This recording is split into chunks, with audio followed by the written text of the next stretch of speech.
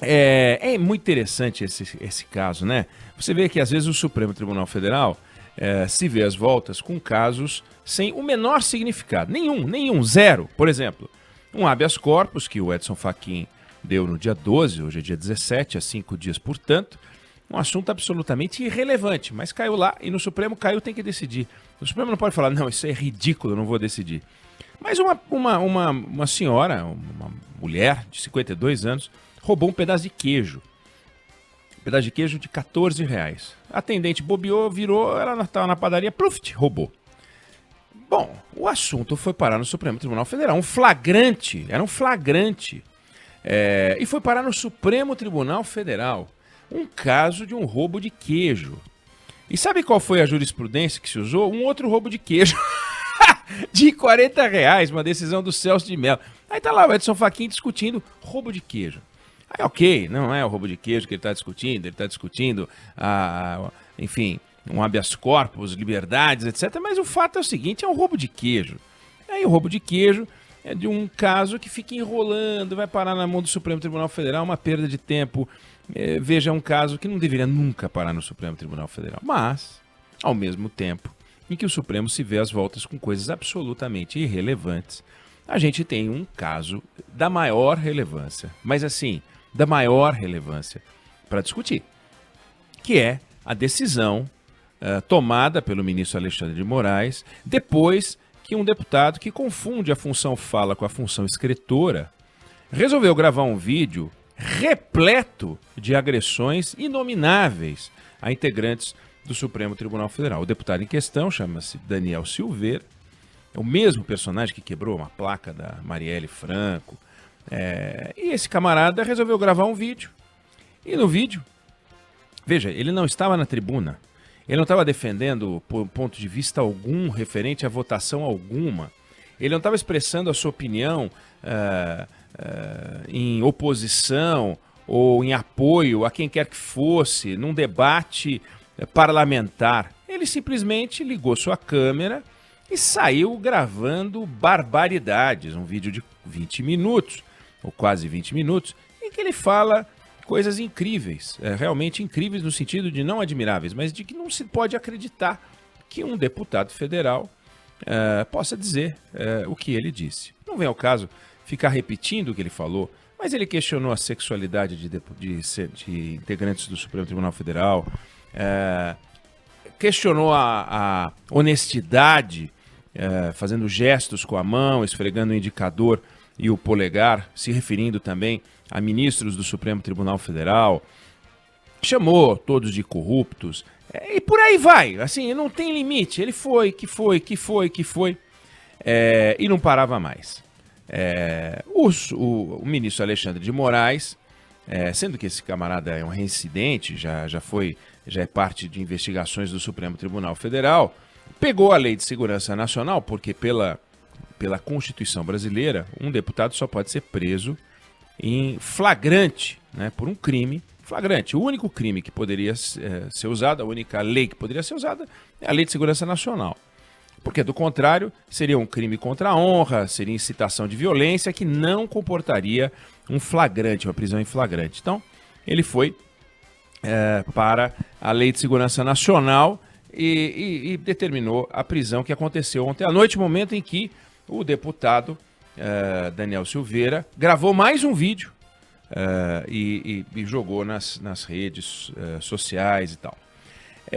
Bom, resultado. Temos 3 coisas para discutir. Se era o caso de prender ou não prender, discussão que vai ser travada hoje, a partir da 1h da tarde, no Supremo Tribunal Federal. Afinal, essa prisão está certa ou está errada, né? É exagero ou não é exagero? Isso vai ser discutido no Supremo Tribunal Federal, que é o lugar para discutir isso. Tem uma segunda questão, que é o que fez o deputado, porque o ministro Alexandre de Moraes, depois de mandar prender o deputado, como manda a Constituição, informou a presidência da Câmara sobre a prisão. E agora, o presidente Arthur Lira, que recebeu a presidência do Rodrigo Maia, inaugura os trabalhos com uma bomba na mão. o que fazer com isso, né? Nós estamos diante de um caso de imunidade parlamentar, nós estamos diante de um caso de estímulo à impunidade. Como é que resolve? Né? E cabe ao Arthur Lira conduzir isso. Vai levar isso para o plenário? Como é que vai funcionar? Como é que ele vai resolver isso? É uma decisão do presidente, da mesa, ele vai ter que conduzir. E, finalmente, tem uma discussão que envolve a preservação da democracia brasileira.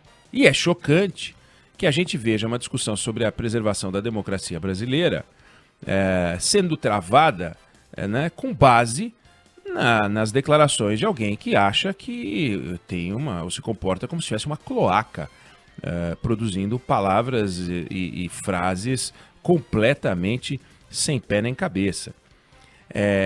Veja, se ele falasse apenas loucuras, talvez fosse o caso da Câmara dos Deputados avaliar a sanidade dele para ver se ele pode manter o mandato, porque ele já não é mais um sujeito equilibrado, seja lá o que for. E a Câmara dos Deputados, assim como o Senado Federal, não é um lugar onde você elege pessoas equilibradas. Não está escrito em lugar nenhum que é para eleger pessoas equilibradas. Pode ter pessoas desequilibradas, tem várias pessoas desequilibradas lá. Arriscaria dizer que tem pessoas ali que não conseguiriam passar num concurso público de funções básicas, né? No entanto, conseguem ter apelo popular.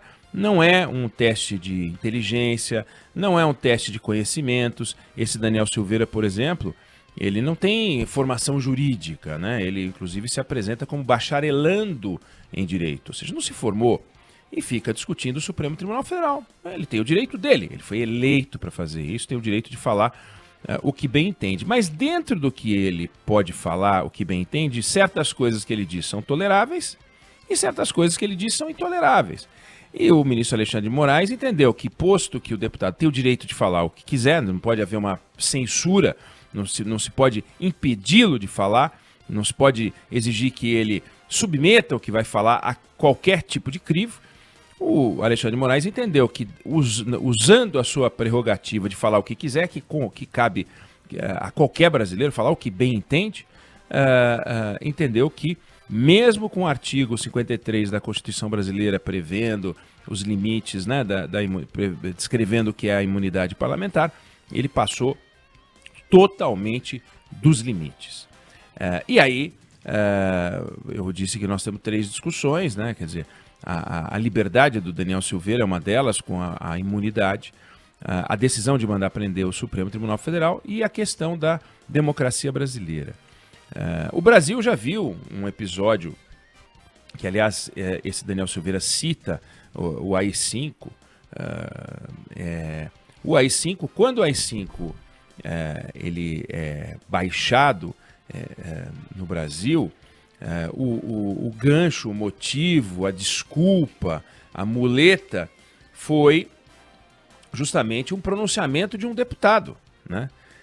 Em 1968, o deputado sobe à tribuna e no momento em que ele protesta contra o fechamento da Universidade Federal de Minas Gerais e contra a invasão pela polícia da Universidade de Brasília, a UNB, ele pronuncia frases duras, entre as quais: quando o exército não será um valha-couto de torturadores, né?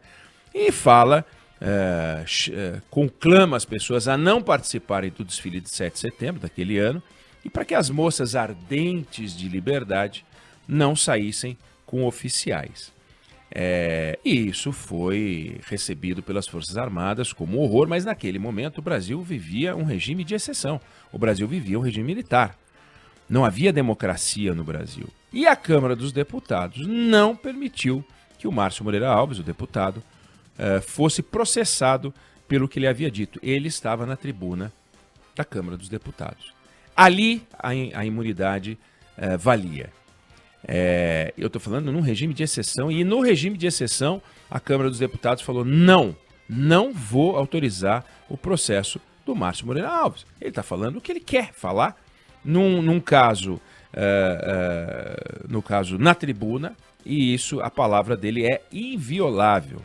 Ele tem todo o direito de falar o que ele bem entende. Não dá para comparar com o que aconteceu agora.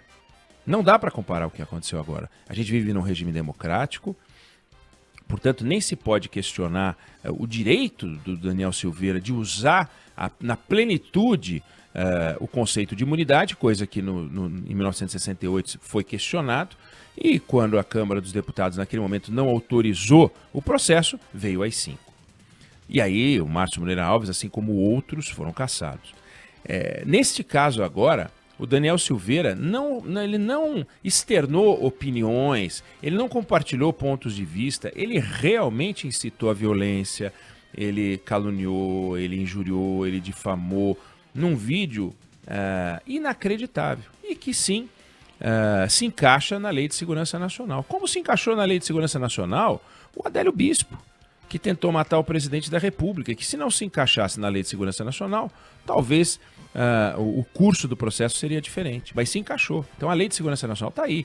Ela pode ser abjeta, ela pode ser ultrapassada, ela pode ser modificada, ela pode ser, enfim, extinta. Isso cabe ao Congresso Nacional decidir, mas está aí a Lei de Segurança Nacional e se o Daniel Silveira não se encaixa na Lei de Segurança Nacional, é de se perguntar para que serve a Lei de Segurança Nacional. Então nós vamos ter uma semana quente, por incrível que pareça, a democracia sendo discutida, questionada, preservada, defendida, com base na declaração de um deputado absolutamente sem significado algum, um sujeito insignificante. Não se tem ideia do que ele tenha proposto, e ainda que tenha falado proposto, ninguém tem interesse, não tivesse feito esse vídeo, e talvez é de se perguntar, não tivesse o ministro Alexandre de Moraes determinada prisão, é de se supor que esse caso morreria pela irrelevância do autor, que é um sujeito, do ponto de vista parlamentar, absolutamente irrelevante, não representa nada, não representa coisa alguma, representa um grupo pequeno de pessoas que provavelmente pensa como ele, apoia as ideias que são absolutamente indefensáveis, antidemocráticas e que levou à prisão pela incitação ao ódio, sugerindo que os ministros, incitando a agressão aos ministros. Então nós vamos ter duas discussões hoje, nós vamos acompanhar aqui na Band News FM, são fundamentais, dois presidentes de casa, o Luiz Fux, cuidando de conduzir a discussão sobre a prisão desse deputado federal. E o outro presidente de casa, Arthur Lira, discutindo justamente a prisão também, se vai ou se não vai confirmar, é uma grande questão. Agora, a democracia brasileira está sendo preservada, não está sendo questionada. A prisão desse camarada não é um atentado à democracia. As falas dele também não configuram um momento de dúvida sobre a solidez da democracia brasileira. Agora, democracia é algo que se defende a cada momento como quem tira grãos de milho seco do chão. Uma hora, se você bobear, você pisa nele e dói o pé. Então, é preciso ser intransigente com cada manifestação. Não que, se nada ocorresse, o Brasil poderia, enfim, cair num vácuo democrático. Não, mas não se pode permitir, é preciso agir. Então, uma fala, dois presidentes em ação, silêncio por parte do governo federal, um ou outro deputado falando, tem gente na Câmara dos Deputados defendendo o afastamento, a cassação, a punição, no próprio PSL, partido ao qual ele é filiado, e tem gente, alguns poucos, falando em favor, né, não do ponto de vista dele, mas do direito dele de falar as atrocidades que ele falou. Vamos acompanhar, caso importante, caso quente, ao contrário do caso, como eu disse, de discussão sobre queijo, né? Então, o Supremo Tribunal Federal agindo nesse caso com diligência, vamos acompanhar porque é notícia quente, notícia na veia, quarta-feira, 17 de fevereiro.